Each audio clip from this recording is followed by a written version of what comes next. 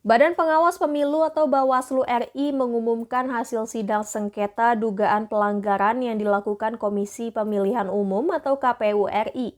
Laporan dibuat oleh Partai Rakyat Adil dan Makmur atau Partai Prima pada tahun 2003.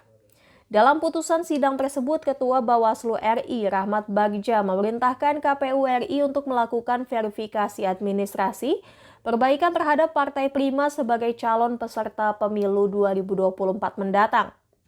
Bagja menyebut Partai Prima dapat menyampaikan dokumen persyaratan perbaikan Vermin berdasarkan berita acara tentang rekapitulasi hasil verifikasi administrasi sebelum perbaikan menggunakan Sistem Informasi Partai Politik atau SIPOL.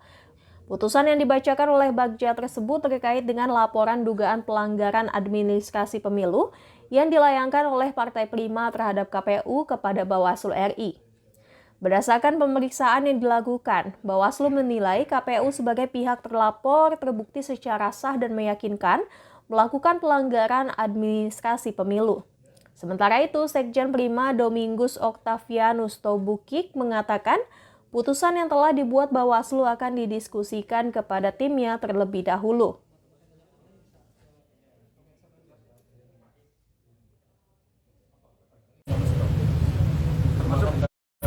Sudah terbukti bahwa ada kekeliruan dalam proses itu. Termasuk nanti kan berarti harus verifikasi faktual juga. Nah itu bagaimana? Prima sudah siap? Siap, kami selalu siap. Dimana proses politiknya akan seperti apa, dan proses hukumnya seperti apa itu perlu kami diskusikan.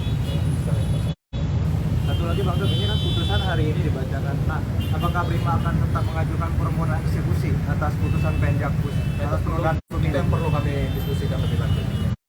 Tapi sampai sekarang belum ada putusan untuk permohonan eksekusi atau belum? Belum. Sampai saat ini belum, karena kita masih melihat proses-proses yang lain yang sedang berjalan. Itu kenapa? Apa pertimbangannya? Kan sudah 2 minggu lebih sejak putusan Pemjakpus 3 Maret ya? Ya, pertama kita melihat bahwa ada proses hukum yang lain juga yang sedang berjalan, baik di Bawaslu ini, kemudian di Mahkamah Agung juga sedang berjalan. Kemudian yang kedua, dalam hal eksekusi itu kan kita harus mempertimbangkan banyak hal, banyak aspek. Itu karena itu menyangkut aspek bukan semata-mata hukum, tapi juga sosial politik dan sebagainya. Jadi itu yang harus menjadi pertimbangan kita diskusikan dulu di internal.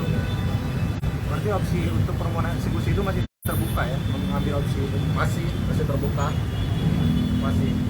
Tapi butuh pertimbangan yang sangat serius. Gitu aja.